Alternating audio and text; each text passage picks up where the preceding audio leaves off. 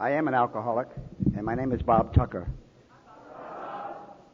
When I became a drunk, I gave up my anonymity. There's no sense taking it back now. I was a very, very shy young man. I was always a loser, and I never could fit in anywhere as a boy. I was an only child. I was a coward. I was small. I was insignificant. I didn't have the right mother and father, the right education, or the right anything. My mama was my savior. She fought most of my battles for me. I could run home and the other kids would stop at the door because they were afraid of my mama. At 15 years old, my mama died, and till that moment in time, I had never seen a human being take a drink of alcohol. That seems impossible, but it was true. My daddy had 6 brothers and sisters. My mama had 10. None of those drank, and none of their families or children drank. Not one. I had heard rumors that my grandfather hid what they called near beer. He lived in a county in Maine that didn't have alcohol, but they had what they called near beer. I heard that he hid it in the barn, but I never saw it. And I never saw him drink. And I lived the whole summer with him, and I lived many years on and off there. So I didn't know what alcohol was. 2 days after my mama died, my daddy started drinking. I then learned that he was an alcoholic, that he had a serious drinking problem, and promised my mother that he would not drink if she would marry him, and he did not till the day she died. He kept his promise. That was about 16 years they were married. My daddy started drinking, and in a few days we had no home. It didn't take him long to give up the home we had, and I was on the street. I quit school and went to work. While I was a young man, what saved my life was reading. I read a lot. I still read a lot. And I fantasized that I was the person I was reading about, whatever it might have been.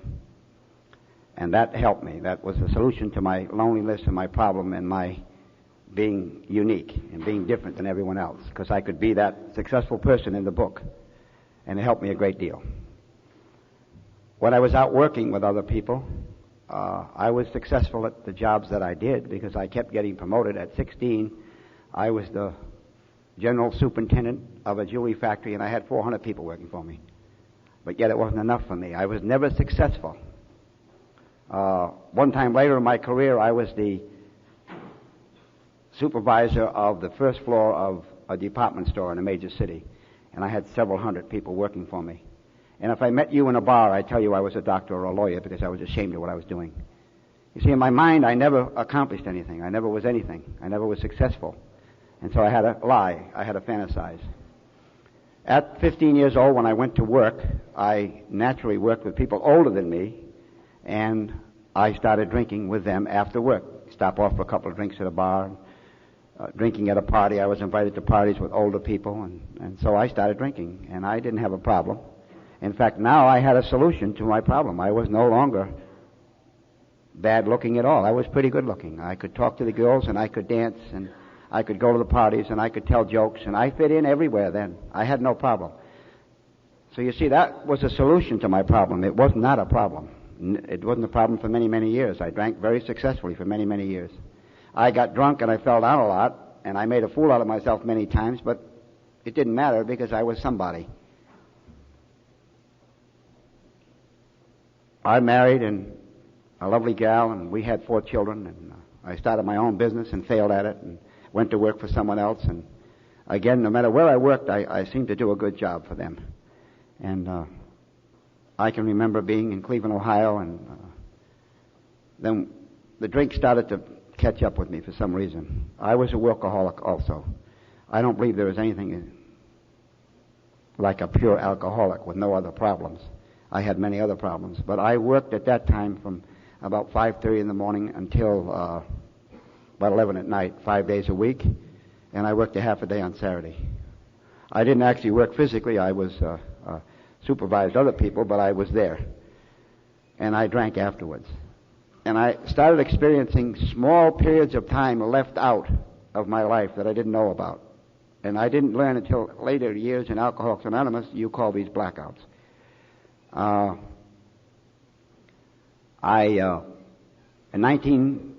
1957, I was in Elyria, Ohio. I worked in a bank. I was a head teller of a savings and loan, really.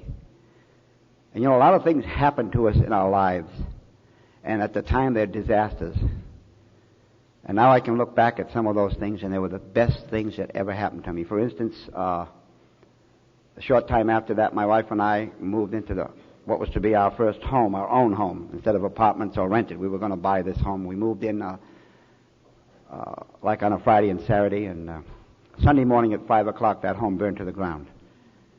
And I stood outside of the home, stitched, stark, naked. I had gotten my children out of the house. I had gotten my wife out of the house. I had gotten my father out of the house. And I stood there and watched the house burn. The important things were outside, and my belongings burnt up. And that was a terrible thing to happen to me. It took us many years to recover mentally from that. That's the best thing that ever happened in my life. Because everything I own now is junk. Nothing owns me. I don't have to carry around my stuff. I don't have to lock my doors. I don't have to guard anything I have. And if I lose it and you steal my stuff, I'll go get new and you can keep my old stuff. If you steal my money, I'll just go make some more, that's all. It's no big deal. That helped me before I even started. You see, things were worked in, but it was no help at that time. About this time, this huge blackout I had, I was in Elyria, Ohio, and I had a toothache, and naturally, an alcoholic, to cure a toothache, will go to the dentist, but before he goes to the dentist, he'll stop off for a drink or two, or three, or six. And that's what I did, and I never got to the dentist. I'm in Ohio, quite close to Cleveland, and this is Friday evening. And the next thing I know, it's Monday morning. I'm sitting in a restaurant, well-dressed, all my identification, my wallet in my pocket. I have money in my pocket. I have my car keys and a hotel key in my pocket. And I don't know where I'm at. And when I find out, I'm in Chicago. How I got from Elyria to there, I don't know. What I was doing there, I don't know. I was scared. Even though I wasn't hurt or anything, I was scared. I called my wife and told her where I was and didn't know how I got there, and she believed me for once in my life, and I lied most of the time, but that time I didn't lie. I went home and we asked for help. A local minister came and he might have gave me some words, but he didn't give me any help. The people I worked for fired me on the spot. No help. No one knew there was such a thing as Alcoholics Anonymous. I guess it must have been a secret organization. In fact, when I came into Alcoholics Anonymous in New York City, we fought tooth and nail to get billboards up and car cards up and stuff like that, and they're up. People know where we're at now. Because I didn't get any help, I continued along my way. I didn't know what it was. I got another job. And in those days when I lost a job, I just got a better one, that's all. You couldn't defeat me, you know. And the last job I had, I was a foreman on the piers in New York City. Now, you don't get a job on the piers in New York City unless you know somebody, really know somebody, and pay some big money to get it. And I didn't know anybody, didn't pay any money, but I got the job. And I was foreman on one of the piers. And I'd stop off to drink, and I'd come home 4 hours later, 5 hours later, a day later, blackout or no blackout, money or no money. My wife lived or we both lived, she lived there 7 days a week, 24 hours a day. I was there when I wanted to get something to eat or go to bed. She lived in a 6th floor walk-up, we call it. It was 6 floors, no elevator. You walk those floors. And if you think about a physical fitness program, I'd send you there and give you one of those apartments, because we had 4 children. And going up those stairs with a child in each arm and a shopping bag hanging on each hand is enough physical fitness for anybody. Believe me. We had no hot water, just cold water. It was a cold water flat, they called it. There was holes in the wall that big. And we weren't worried because the rats were that big, they couldn't get out the holes. We had a bathtub. We were very fortunate we had a bathtub. Most people in the building didn't have a bathtub. If you walked, and it was in the kitchen now. We didn't have a bathroom. We had a little commode, and had a wall around it. But the bathtub was in the kitchen, and it had a metal counter over it about as big as this thing. And when you wanted to give the kids a bath or take a bath, you slid that counter off and got it in, took your bath in the cold water. Unless you heated the pot on the stove. Now, I'm making those. We're talking about in the early 60s. I'm making over $200 a week. And I couldn't afford to pay the rent. It was $30 a month. You see, an alcoholic has a problem up here with finances. There isn't any way in the world for me, a drinking alcoholic, to get $30 out of $200 and come up with anything left. It doesn't work that way. There's not enough in that 200 to get the 330 out. And that was one of my problems. I never could figure mathematics. I'd sit in the bar and drink up the whole 200, and naturally I didn't have the 30 when I got home. I was right. There was no rent money in that. And my kids did without clothes. My family did without food and shoes and so forth. Early in 1964, my wife had it. And she left me. Again, she had gone for help to many places, and there wasn't any help available. At least no one told her where to go. And I told her where to go many times, but it wasn't to get help. Anyway, she left me and went off into the sunset. And I immediately quit my job. I didn't even go back for my last pay. It's still sitting there, I guess. And I went to live on a street called the Bowery in New York City. That's our Skid Row there. East 9th Street in Washington, East 9th Street in Cleveland, the Stem, whatever you want to call it. I went there because I could be myself. And you talk about freedom. You know, there's a song in the 60s, freedom's just another word for nothing left to lose. And I had nothing left to lose, and I was free. I could do what I wanted to do now. I could be what I wanted to be now. I could drink the way I wanted to drink and spend my own money the way I wanted to. And I had no bosses and nobody over me. And I was dirty and I was filthy and I was drunk and I stole and I was a liar. And I could work a day at a time. Fortunately, at one point in my career, I was the manager or assistant manager of a manpower office. That's a day labor agency. And our office was a training office. And the people who would buy franchises or become managers would come to our office and learn the business and go on somewhere else. Luckily, my Skid Row was in New York City, and the manager of the manpower office I had trained. So I always had a job when I went down there, as long as I wasn't too drunk. So I could work a day at a time, and I could then spend that money the way I wanted to. And most of the time, in the first year, I used my head. I would go to what we call a flop house. It was about half as big as this room and had 80 or 90 beds in it, and you rented a bed for the night. So I'd go there after work at 5:30 or 6 o'clock and pay in. You call it paying in, and get a ticket, like you got here for the raffle. And I'd pay 65 or 70 cents for that ticket, and that allowed me to have a bed for the night. And so I'd sleep in that bed and then get up in the morning, and you had to leave by 7. And then they swept everybody out and cleaned up the place and sold tickets for the next night. And so I'd pay my way in and get a place to sleep. And, then I could go out on the street and drink, get something to eat, and drink up the rest of my money and start off the next day. And it was okay. I was very contented to do this. No aspirations, nothing. No problems. I didn't have a problem. Because if you live on that street, you better drink. You're not going to live there and stay sane more than 5 minutes unless you drink. So drinking never was a problem. It was always a solution in my life. Always. Always. And I did this for maybe a year. And then because of the way I was treating myself, the amount I was drinking and the types of drink, I was drinking a lot of wine, a lot of stuff with sugar in it, a lot of stuff that was bad for me. And I became weak and I couldn't work every day and I'd be sickly and I just couldn't perform the way I used to. So I couldn't, if I didn't have the money that day, I couldn't pay in. Well, then I'd have to sleep on the street that night. Well, that becomes a habit because then when you do get $8 or $9, you think, well, I slept on the street last night. Why should I give those bums 70 cents? 65 cents was a bottle of port wine or muscatel, whichever you wanted. I think it came out of the same barrel. The fellow that sold it to us had a bar, and the caps weren't even sealed. Those bars just set along the back of the thing. And so that's the kind of stuff we drank because it was cheap and we could get a lot of it. And we tried not to get drunk. The people called us mochas. We tried to live in a state of just a trance, not falling down, but not being able to see the world either. And it worked for quite a while. Little by little, my body wore down and my mind wore down. And I, again, not being able to work steady. I decided I'd get off of this Skid Row. And I have a problem now with drinking. I never had a problem. You gave me the problem with drinking. Alcoholics Anonymous did. I didn't have one until I got here.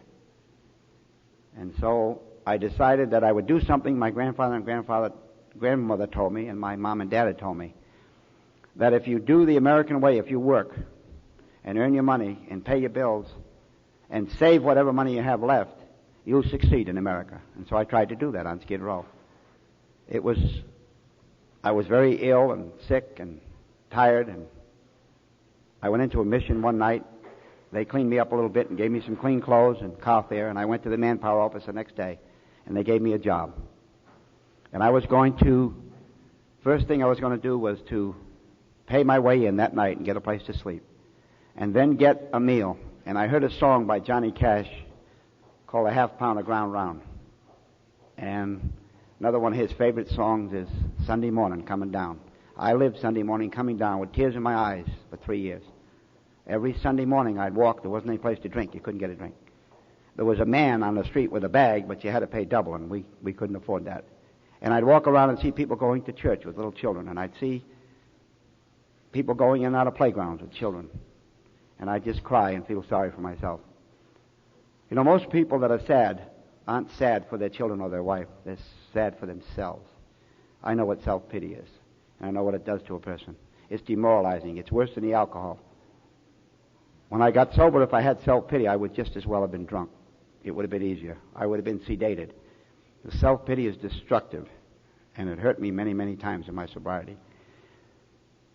So I decided to go to this place and go to work, and they gave me a job. And the job was going over to New Jersey on a truck, get on a ferry boat, go over the river, unload a carload of butter. Now, butter is packaged in boxes about 36 inches square, one solid chunk of butter, and they weigh around 100 pounds. Some of them are less or some of them more because they can't accurately measure the amount of fat in that much butter, so the more fat, the more the butter weighs. But it runs between 96 and 110 pounds, and I was about 110 pounds. And I unload that carload of butter, a boxcar, into a truck, and I did. I unloaded 3 truckloads of that day, and it took me from about 6:30, 7 o'clock that morning till about 9 o'clock that night. And all I could think of all day was that there was a restaurant right next door to the manpower office that had a half pound of ground round with mashed potatoes and gravy, green beans, a slice of apple pie, and a big glass of milk for a very reasonable price. I had no money and nothing to eat. I worked all day with nothing to eat. When the truck would go back to New York, I'd lay down under the boxcar and sleep. And I had in my mind I was doing what my folks told me to do, and I was going to work my way out of this. Don't try it. It doesn't work. I'll tell you that now. I got to the manpower office just as they were locking the door. And because the man knew me, he opened the door again and paid me. And I had about $16 for that day's work. They only paid $1 an hour in those days. I got the money and I got the check. And went next door to the restaurant and ordered my half pound of ground round with mashed potatoes and green beans, a slice of apple pie, and a big glass of milk. And the man said, "What's that in your hand?" I said, "That's my manpower check." He said, "Well, we won't cash it. Go next door and cash it." I said, "Look, it's guaranteed," and it is. If you ever see a manpower check, give the man money. Even if it's phony, they'll pay you for it. Because they want their people to be able to cash those checks, and they're guaranteed anywhere in the world. He wouldn't cash the check. He said, "Go next door." Well, next door was a bar, and I didn't want to drink. I didn't know drinking was a problem, but I didn't want to spend any money. So I said, okay. So I did something I do now. I went next door into a bar. I'd walk into a bar now. And the bartender says, "If you buy 2 drinks for $0.25, we'll cash your check." I'd do that today. I'd still do it. If I needed to cash a check, I'd give him $0.25 for 2 drinks and cash it. And then I did something I wouldn't do. I drank one of the beers. I could just leave them sitting there today and walk out and let some other slob have them, you know. I couldn't do it then. I mean, you couldn't give away alcohol. So I drank one of the beers. And then I started drinking the second beer, and I drank about half of it, and I said, "Throw this horse, out, and give me something to drink. I want a Jack Daniels and a bottle of Ballantine Ale with the 3 X's on it." And the sad part of this is that I didn't have enough money drinking that kind of stuff. The Jack Daniels at those days was cheap. It was only $1 a shot. And the beer was 60 cents a bottle. So that's $1.60 a throw. I didn't have enough money to really get drunk. About 3.5 hours later, I looked down, and I had some coins on the bar, some pennies and nickels and things on the bar, and I started to cry. Because I did what my mom and daddy told me to do. I went to work, and I earned my money, and I worked all day hard for it. And now I don't have a place to sleep or anything to eat and nowhere to go. And I went back out on Skid Row and stayed another 6 months. So I couldn't work my way out of it. I couldn't think my way out of it. Nothing I could do. I wound up very, very sick, not being able to work. The last 6 months on Skid Row, believe it or not, I did not take my pants off to go to the bathroom. I just went in them. I just went where I stood. Even the bums didn't want me around. My hair grew till it was out like hair, and I wasn't a hippie. It was just wild hair, that's all. I had bugs in my hair, bugs under my arms, bugs in my privates, and they itched and burned. And I had sores all over my body that wouldn't heal. And I wasn't heavy, but my legs swelled up about so big. I had what they call edema. This is alcoholism at its worst. And I was totally insane. I was gone. When I walked down the street, friends who were dead were walking with me. There were bands playing in the street. There was people carrying flags. My mother was dead 20 years. She called me from an upstairs window. She was going to throw me down money. That's where my brain was. That's what I was thinking about. And I decided the only thing I could do, I had a lucid moment, and I needed a solution, and I needed it fast. I had to get off that street. And so I decided I could walk in front of a truck, a big truck, and when that truck ran over me, I'd be off the street. And so I stood on the curb, and a big truck came by, and I closed my eyes, and nothing happened. A coward, I couldn't do it. Or a brave man, one of the two, I don't know which. I tried that 2 or 3 times, and the trucks went by. In New York, they have these huge trucks that they are so heavy and so big, they're only allowed on one street. They come from the ships with big, huge rolls of paper on them to go up to the New York Times. And these trucks they're so heavy, they just crush you flat. And I thought, if I get under one of them, it won't hurt me. I'll die. And I couldn't do it. So then I walked around the block, and a couple of guys across the street saw me, and I guess they took pity on me and called me over to have a drink. And I couldn't cross the street. I was afraid now. I had fear. And so I walked around that block again, and I started to cry, because now how could I ever go anywhere? I was stuck on one block in New York City, and what would I go, and where would I do? And God, in His infinite wisdom, 100 years before that, had put a mission on that block. And that day, that very day, a man took over that mission who was a Baptist minister who was 16 years sober in Alcoholics Anonymous. That was the day I picked to go on that mission. Very coincidental, isn't it? This power greater than ourselves that I care to call God knows exactly what He's doing with me and with you. You're exactly where you should be. I was in there 3 days. 2 days I had to stay on the floor because I couldn't go into bed or anything. And they had taken me and held me and washed me and put powder on me to kill the bugs and gave me some clean clothes and taken me across the street to Barbara College and got me a haircut. And I'd maybe had a meal or two in 3 days. And felt a little better. I saw some fellows with a little book. You guys call it a meeting book. They have the same thing there. Theirs has the right addresses and the right times in it, though. Most of the time. Anyway, I had this meeting, looked at these guys, and I said, "You guys going to a meeting?" And they said, "Yeah." I said, "What kind of a meeting is it?" They said, I said, "Is it a church meeting?" They said, "Yes, it's in a church, but it's not always in a church. Sometimes it's in a club." And I said, "What meeting?" They said, "AA." I said, "What's that?" And they said, "It's Alcoholics Anonymous." I said, "What's that?" They said, "It's for alcoholics." I said, "Well, I'm not one," and I wasn't one. You see, I was sober 3 days. I don't have to come to Alcoholics Anonymous to learn to stop drinking. In fact, you didn't teach me to stop drinking. We don't teach very many people to stop drinking here. Most of them are stopped when they walk in the door. Never used to be that way. I've been to meetings with 50 people and 40 of them were drunk. But you don't see drunks at meetings much anymore. We have drying out places and treatment centers, and that's good. I spent 4 or 5 years babysitting drunks, throwing up and trying to get them sober, and they'd be out the next day again. So I'm glad the treatment centers took that part of it over. But so I wasn't an alcoholic because I had stopped drinking. An alcoholic is a person who can't stop drinking. That was my philosophy. And I had stopped for 3 days. Also, I wasn't drunk very much because to me, a drunk is a person who lays on the street and cannot move his eyeballs even. And I wasn't in that shape too many times. So I wasn't a drunk either. So I didn't go to AA. So the next day, it's a long story. I won't tell it to you. The next day, these guys conned me into going to AA meeting by offering me $5 to do a chore. And when I finished the chore, they took me and left me off at the meeting and left the $5 with somebody else in that meeting. And I had to go to the meeting to get it. So I went to an AA meeting, and there was about this many people in the meeting. It's a group called the Manhattan Group in New York City. And I came in, and every chair was filled in the place, except one. And Frank, the guy that had the money, he had $10, 5 of it was mine, sat down. Now, Frank sat about in the middle of the place there, and I couldn't sit behind him even if there had been a chair. I mean, I couldn't sit in front of him even if there had been a chair, because he might sneak out with the money. He was a con just like me.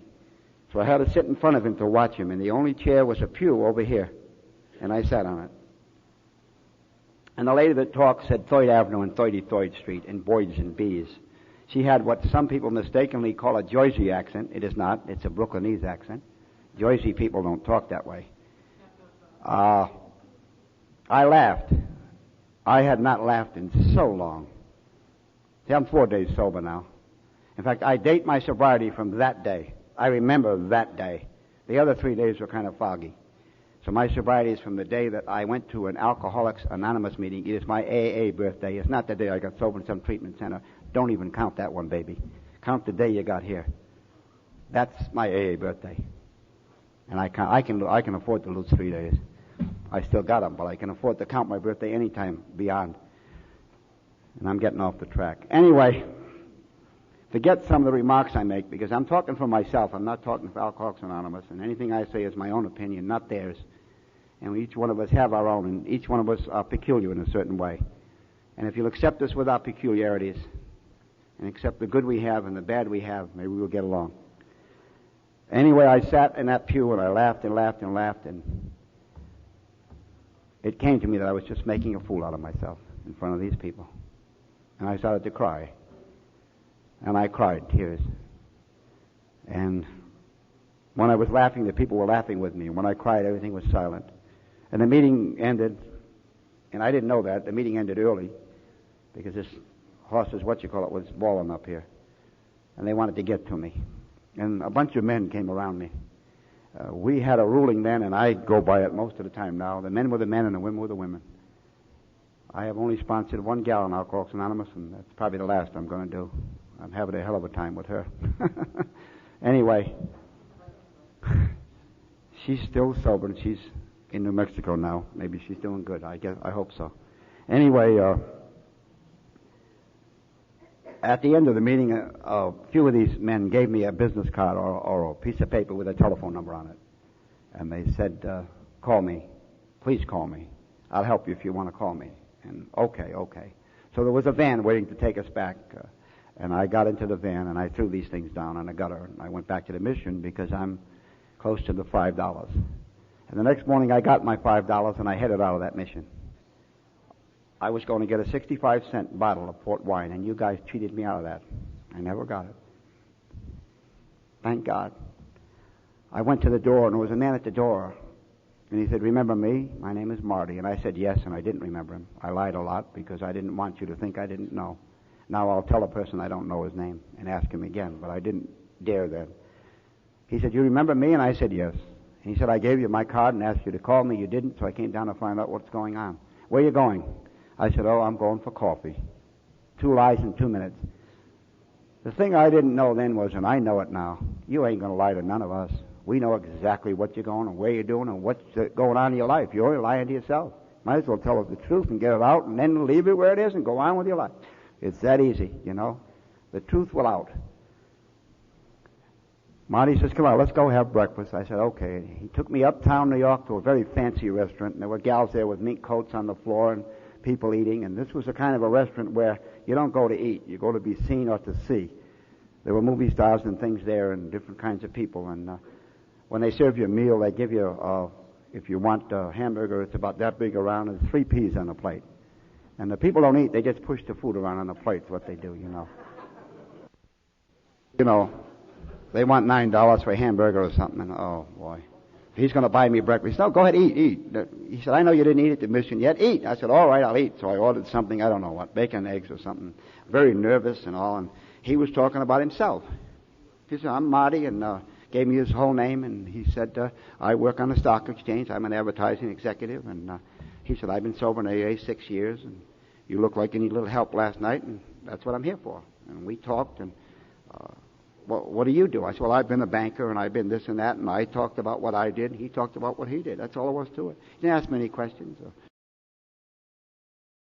He didn't ask me what my goals in life was, and thank God he never gave me a paper and said, write your life history down here. This is your fourth step. He never did that to me. You know, some of us can't write even, you know. We can still get sober and stay sober, you know. Anyway, he was my friend that day. And I wondered what he wanted. I was a little suspicious yet. I didn't know if he wanted my body or what. I didn't figure he did because I'm just off a Skid Row. I'm not really clean yet, you know. In fact, it took me 6 months to get clean. I felt dirty all that time. I felt, I don't know, I just didn't fit in again. Don't forget, I'm without my solution now, no alcohol. I didn't fit in anywhere anymore. I'm 36 years old, and I'm a 7-year-old kid that's an oddball that don't fit in. I'm too little. I'm too insignificant. I don't have enough brains. I don't have enough learning. I don't have anything going for me, and I'm on Skid Row, and I'm sober. Oh, my God. You know, you can go insane down there like that. But I got one friend, just one. He said, I'll tell you what I'll do with you. You were leaving that mission with the $5, weren't you? I said, oh, how does he know about the $5? These guys set this deal up. They conned many of us into coming to one meeting. I know a whole bunch of guys that are sober, and it cost them $5 to get them here. You know, it's, you know. Anyway, because this guy on Skid Row, $5 is $1 million, you know. If I'd have got that 65-cent bottle of port wine, I'd have had $4.35 left. I can buy the world with that, with a bottle of wine, you know, and solve all my problems. Anyway, he said, I'll tell you what I'll do with you. I'll make a deal with you. He said, that mission's got a good program. That guy knows what he's doing in there. He's a nice man. There's no religion in that mission anymore, just AA. He said, I'll tell you what I'll do with you. You stay in that mission. I'll come every night at 7:30 to take you to an AA meeting, a different AA meeting. Now, he skipped his home group some nights to take me to a different meeting to show me all the groups, to find one that I fit in. And that's where I fit in a Skid Row group, right? I didn't go to his group, High Bottom uptown.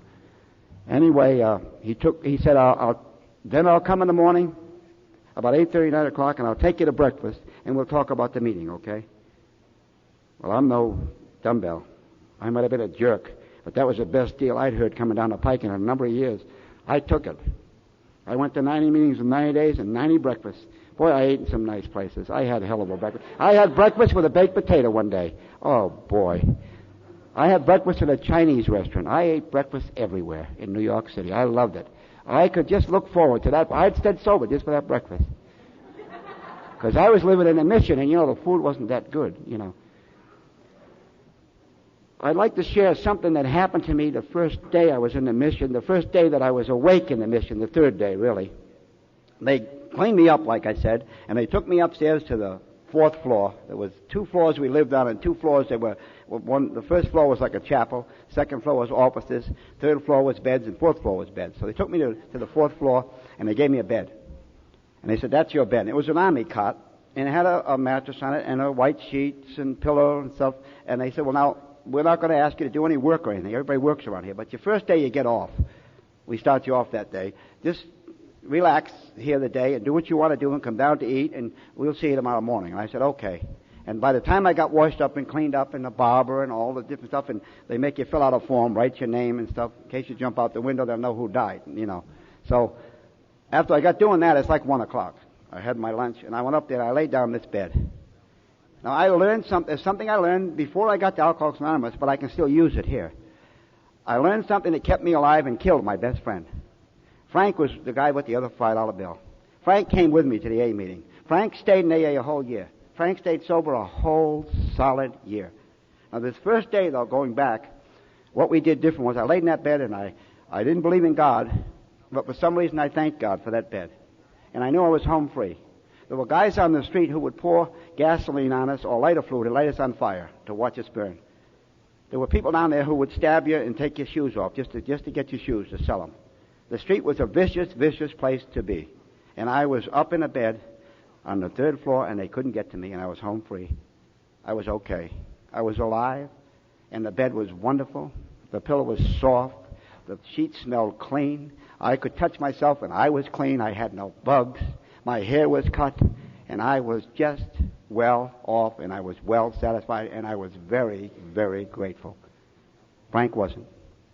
Frank, you know, the lousy bed sags, and the sheets are rough because they use a lye to wash them or something, and the pillowcase is scratchy. And the food they just gave us isn't really what they should give us because they take in millions of dollars a year from these people to help alcoholics, and they don't give it to us. 1 year later, Frank got drunk and died on the street. Gratitude kept this jerk alive, and ingratitude killed that bum. Don't tell me it didn't. I know the difference. I'm going to tell you something right now. I'm not supposed to give you any advice. I'm going to give you something. If you ain't grateful for what you got, you ain't getting no more, baby. I'll tell you that right now. You ain't getting a piece more if you ain't grateful for what you got. God has what they call a pipeline. You have water pipes in your house. When you put the faucet on, water comes out. As long as you leave the faucet on, water comes out. Now, you turn that faucet on once and no water comes out, you got a problem, don't you? What do? Oh, you call a plumber. He rips off the faucet and puts another one on, right? So if God gives me something and I keep it and shut the faucet, God ain't give me no more. He wants a pipeline. He wants you to give away every damn thing you got. He wants it to run through you. You know what he does? He keeps giving you more and more and more. My wife and I are scared to death to pray for anything. We get it. Just like that. I mean material things. We don't pray for them anymore. We don't even pray for people, for stuff to happen. I was just talking to a friend of mine out there, and he was saying, I just prayed for God's will for this guy. That's all I do now. I'm scared to death to pray and put a name on it, because God does it. And most of the time when he does it, it isn't really what he wanted for me, but he wants to show me he's there. And he gives me this thing, and then what do I do with it? We prayed for a motorhome on Wednesday at a prayer meeting in church. And Sunday I drove up at the motorhome. No money, no credit, no job, nothing. I had a brand new Winnebago motorhome. And I drove up to the church, but they didn't believe me. I said, this is the motorhome we prayed for on Wednesday night. They said, no. I said, yeah, look, knock on it. Hit the side of it. It's a motorhome. And we prayed for it, and I got it. And I don't have any way of paying for it. They said, oh, you're crazy. I was leaving town, and a dealer gave me that motorhome. And I didn't have no down payment, and he gave me $2,000 to put down, the dealer did. Oh, yeah. Just a few months ago, I bought a van. I didn't have any down payment, and the dealer gave me the money to make the down payment. Oh, God does all this stuff. I have a saying, and I've said it over and over. Forget about it, think about God. Of course, it's live and let live, and all these slogans we see every day, let go and let God. We see them every day, and we forget about them because they're so familiar. But if I say forget about it, think about God, it's different, right? This guy just said something new. He just invented something. Maybe I'll try that, AA's been trying it since the Oxford movement. They had that sign. About 2 weeks ago, I'm a serviceman, and I work out of the shop. And a man sits in the shop, and he takes phone calls. When he gets a phone call, I rush out and do this work, and I make good money doing it. If he's not at the phone, I don't get the jobs. He fell and dislocated his shoulder. So that week, I didn't get much of a check. But I watched the store that week for the man that owns it. And that week, I went to his house, and I just forgot about it. And I says, God, if I don't get any money, it's your problem. It ain't mine. I'm showing up every day just like I did the week before when I made good money. I got bills to pay, and my bills were $400 that week. If I don't get it, the people that I owe have to wait. That's all. That's their problem. I don't have many problems. I went to that man's house with that week's receipts, and he handed me an envelope. It had $400 in it. It worked. I'm talking about cold, hard cash. I'm not talking about feelings. Winnebagos and $400 and stuff is real stuff. So we stopped asking for stuff, though, because we're scared. We'll get the motorhome. I couldn't afford the gas. It was $1 a gallon. That was way back when the first gas crunch. I had to sell it quick right away. So I got something I couldn't use. And we've done that many times. When you ask for something specific, this thing is at work. And this thing got me on Skid Row. The best thinking I could do got me on Skid Row with a mess in my pants.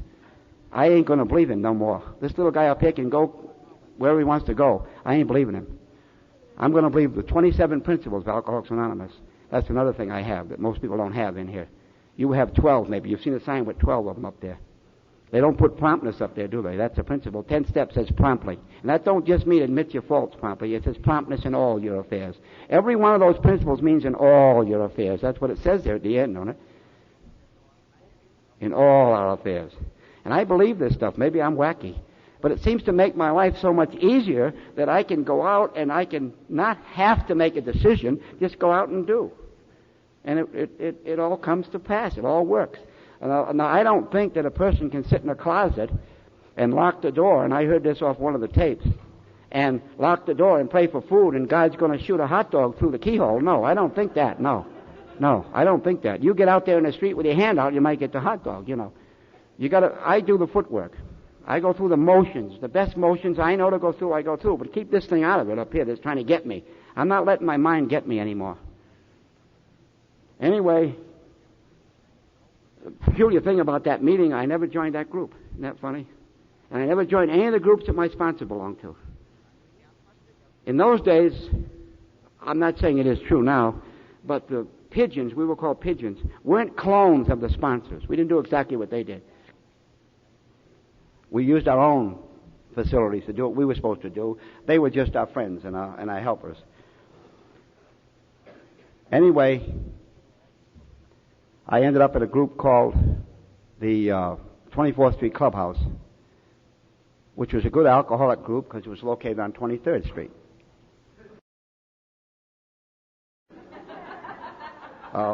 This was a place that Bill Wilson had started, a little club, and it wasn't really a club, it was a meeting room, like Mid-City. It wasn't really a club.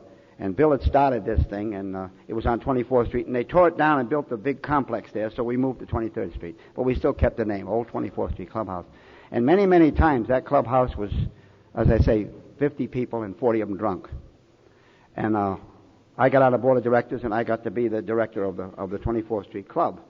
And we'd have business meetings, and every business meeting, the biggest discussion you ever heard was about what are we going to do with these drunks. My thing was just let them go to meetings, you know. In fact, most of the people I sponsor, I take them to meetings. That's where I got what I got. You know, if I give them what I got up here, they're going to get in deep trouble. But I take them to meetings. Let them listen to these guys. And let them ferret it. If some guy's full of so-and-so, I'll tell them that don't pay attention to that guy. What he's saying, it makes no sense in this program. That guy makes sense. That gal makes sense. Listen to them. You know, take some advice from those guys. Go to meetings. And so they started a thing about barring people from meetings. And I'd like to share this with you. There was a guy by the name of John. He was Irish, and he was a poet and a bad drunk. Now, the guy weighed about 200 pounds, and he didn't have a belly like this. He was strong, a big guy, muscle guy. And John would come in, and we had tables like they have in the back there. And he'd stand up on a table and drop his pants and show himself to everybody in the room, men and women alike. And he'd say vulgar things to them. And he'd tip over the chairs. And he'd tip over the podium. And he used to hide his bottle in the bathroom, in the tank. Nobody knew it was there, of course, right? Everybody knows it's there. So we'd take it out and dump it. I wouldn't dump anybody's drink. Let them dump it. Let them drink till they finished. I'm finished. I don't know if you are. I can't make up your mind for you. So they tried to dump his drink out, and he'd get mad. He broke the toilet 4 or 5 times. We'd have to buy a new toilet and stuff. And he'd smash it all to pieces, the China toilet. And so they barred him, except from one meeting. I had a Saturday night meeting, and John would come to my meeting. And he'd sit there like a baby. Never said a word at my meeting. And they never could understand it. And I used to grin and smile. I never told them the secret. I met John every morning. I gave John $50 to buy his morning eye opener drink. He was very sick every night, and he needed something to open us, get going in the morning, and I gave him $50 to buy his drink. If they'd have known that, they'd have probably put me out. That's the end of the story as I know it. He came to the meeting and sat there and never got sober. I was here in Phoenix 10 years ago, speaking at a meeting somewhere, and a little gal came up to me and hugged me, and tears in her eyes. She said, "I want to meet you for so many years." I don't know who she is. I said, "Have you ever seen me before?" She said, "No." I said, "Well, why do you want to meet me?" She said, "I come from Alaska." And she told me the guy's last name, and John is there, and he's sober 5 years, and he sends his love. This sucker just works, boys and girls. This thing just works. Don't ask me how. If you ask me, how did you get sober, Bob, I'll tell you, I went to an AA meeting and something happened. Something miraculous happened. Something astounding happened. And I didn't have anything to do with it. I just showed up. I think the number one ingredient in Alcoholics Anonymous is love. Because I was loved here and I am loved here. Not because I'm a good boy. Not because I speak well. Not because I work the steps well. Not because I worked them all or half of them. Not because I stay sober. Just because I'm here. My mom and dad love me, but they love me more if I got a good report card. All my relatives love me, but they love me more if I was a good boy. The people I work for love me more if I did a better job. You just keep loving me more every day. Just because I show up. Isn't that nice? Isn't that the way it should be? They don't even expect me to stay sober one more day. They don't expect anything. You know, one of the worst things that I've heard done, and I have never done it and I won't do it, a person is missing for 4 or 5 days or a week, a newcomer, and they come back to you or call you or come back or you see them and you say, "Are you still sober yet?" It's none of your damn business. It's their business. They'll tell you if they got a problem. We don't cross-examine anyone in here. We don't have to question them. They don't have to fill anything out. In fact, if you want to quit, there's no place to quit. That's the worst part of it. And if you're here for your first, second, or third meeting, your drinking is finished. Or you may go out and drink again, but it's finished. You'll never drink successfully again as long as you live. We got you now. Because you see, we've got 12 steps, and the first step in the 12 steps says we. And we means fellowship. And fellowship means once you're in, you can't never get out. We got you. We got you in these hands, and we're going to keep you. We'll keep you in our heart, and we'll keep you in our mind, and we'll keep you in our love. And when you're out in the bar, and you're having a drink, you remember what this guy said sometime. It stinks out here. I think I'll go back. Because you're in a fellowship now. The minute you walk in the door, you join, and there's nowhere to quit. You can't quit anymore. You can't resign. You're finished. So you might as well stick it out and stay one day at a time and keep coming back. No place to join, no dues to pay, no fees. I've never been asked my nationality or my religion, or what I vote, or where I work, or nothing. I don't know anywhere else you can get. You know, every halfway house you go to, every treatment program you go, they fill out these papers, and they want to know everything, the whole history. We don't have paper one here. Isn't it fantastic to be part of this? Isn't it fantastic for once in our lives to be part of the solution and not the problem? And to have 150 other groups. I read a list of them today. 150 anonymous groups in America copied us. We must be doing something right. They don't copy losers. They copy winners. And we're winners. And no matter what your problem is, no matter what problem you have today, there's two things that will solve that problem. And I should have told you something before I said this, and then I'll close. Since the day I came to Alcoholics Anonymous, nothing has gotten better in my life. Isn't that a terrible thing to say? The world is going to hell in a handbasket. I got here January the 3rd, 1966, and by the grace of God and the help of Alcoholics Anonymous, I've stayed sober every day since then. I never went back out and took a drink. Nothing becoming to me. It's all yours. In fact, my first birthday, I missed it. I had to go on a 12-step call, and when I came back to my birthday, I said to my sponsor, "I missed my birthday." He said, "It's not yours, it's ours." It was their birthday. It wasn't mine. They gave me the year. But anyway, and going off there, I lost my train of thought. Completely. I guess I still have blackouts, even though I'm sober. I guess I can be allowed. But anybody going to give me a hint what I was talking about? Okay. One thing at a time. Thank you very much, especially Roxanne. I remember her the night Warren spoke, and I think she was the star of the show instead of Warren. Anyway, one thing that I'm firmly convinced of is that God is in charge. And so we'll forget about it and give it to God. Forget about it and think about God. I'm driving along and somebody cuts me off. And I ask my wife, I get irate in the car. I don't like the people, the drivers, and the whole system. So I say something nonsensical like, "Thank God I've got a car. Thank God I wasn't in an accident. Thank God I know how to drive. Thank God I'm not drinking while I'm driving. Thank God I got clothes on. Thank God I'm going to work or coming home or going home." And pretty soon, whoever that jerk was that passed me is gone. I've forgotten about it. God took him away from my life. That's how I forget about it and think about God. I just think about the things God has given me and He's doing, and I don't have any great prayers, you see, because I was fortunate enough to be a Baptist minister for years, and gave that up, and gave up all them fancy prayers I used to say with it. I just challenge God now. And the second thing is, as I said, nothing has gotten any better. Nothing has gotten any better. But my attitude has. My attitude has gotten better. Because of the 12 steps, because of the love, because of the care I've gotten in here. The world can't do anything to me. Like I just said, if I go home now, my house is ransacked, well, I'll buy all new stuff. If the house is burned down, I'll move to another one. I mean, what's the big deal? Lose all my money, I'll go work for some more. mean, the worst thing that can happen, I'll go on welfare. So that's their problem. I mean, there's no big deal. There isn't any big deal. There's nothing they can do to me. So that's my attitude has changed. I was talking to a gal the other night, and she was talking about her husband wasn't paying enough alimony, and she went to court, and that guy was going to pay more alimony, and he didn't want to do it. And I said, well, it'll be all right, even if he doesn't. She says, no, it won't. It won't. Her life isn't going to get any better unless the alimony gets better, right? Well, why depend on that jerk? I'll depend on this jerk. I'll depend on what I have. I'll make do with what I have, and then if I get any more, I'll share it with you guys. So the attitude has changed. So the letting go and letting God and having a different attitude in our life, that's all there is to it. There isn't much more to it. You see, before I got here, I was a drunk and a bum and a thing to flout. And the world drew a circle, and they shut me out.